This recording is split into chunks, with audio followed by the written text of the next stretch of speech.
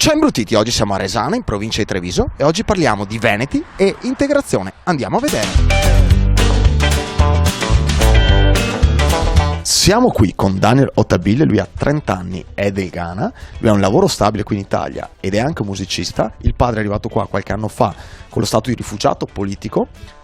Siamo andati a chiedergli qualcosa su immigrazione, integrazione, ma soprattutto dei veneti. Io che non ho da dire, già prima adesso, lì puoi dire quello che vuoi io. Tu sei libero di dire quello che vuoi, assolutamente. Devi dire quello che vuoi, perché sennò adesso è una roba proprio naturale com'è. Mi fa conto su qua in Italia ormai 17 anni. Quindi non sapevi la lingua, sapevi niente? No, sapevo niente, proprio zero. E mio papà, praticamente arriva qua in Italia senza documenti, senza niente. Siamo in 5 in famiglia. In Ghana mio papà era solo, era un contadino.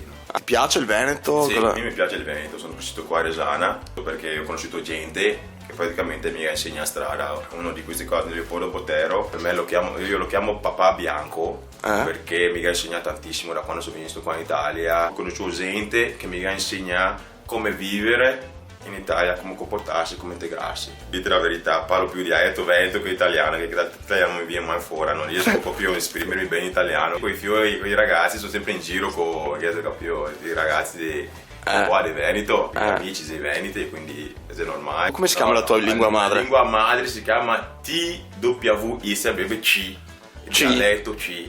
Che non sei cincincian? No, cincincian. Dialetto ghanese, ghanese. Conosciuto in Ghana, tutti parlano inglese. Io lavoro come programmatore a Tubes Radiatori, dove facciamo radiatori in forma di design. Mi trovo benissimo, lavoro a tempo determinato, indeterminato. Quindi sei felice? Sì, felicissimo. Altro che? Mi trovo bene. Questa volta di vivere la vita. Ho la possibilità anche di studiare qua come batterista, ma tutto da zero. Però secondo me, se uno si dà da fare, tutto è possibile. Ormai già 10 anni che sono là. Qua in Italia adesso c'è un'emergenza immigrazione, sì. No? E tu cosa ne pensi di sta cosa qua? L'immigrazione va controllata moltissimo perché mi trovo gente che si arriva qua e qua non trova lavoro, non trova niente. Però dico che questi ragazzi qua che arrivano dall'Africa, adesso come adesso non consiglio che vieni qua. Che hai detto prima italiani, mi sono d'accordo perché giustamente uno prima magari va a andare a casa sua a sistemare me robe e dopo pensare a chi altri. Prima pensa alle persone che sei dentro. Se mi dici che tutti quanti scappano dalla guerra è una bugia, perché dal Ghana non così la guerra. Scappa dalla povertà? Povertà, più questo è il termine più giusto, scappa dalla povertà.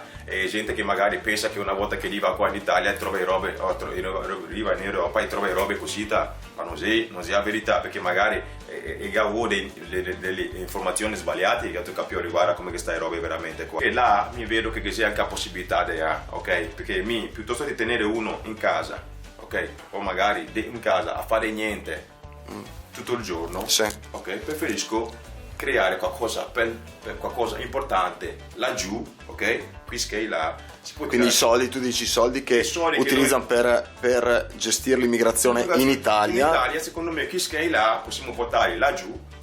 Se vogliamo veramente aiutarli, come che diciamo, tiriamo su qualcosa di importante laggiù, da capire. E adesso iniziamo a lavorare l'idea, questa è la mia opinione. Un appello anche ai miei amici. Prima di tutto impariamo la cultura italiana, prima roba. Dico che non si prepara sta roba, sì. No. Dica a camera, ragazzi, che non te lo spiega a me. No. Sono devo dire robe come che sta e come che penso me. Com'è che ci si integra bene in Veneto?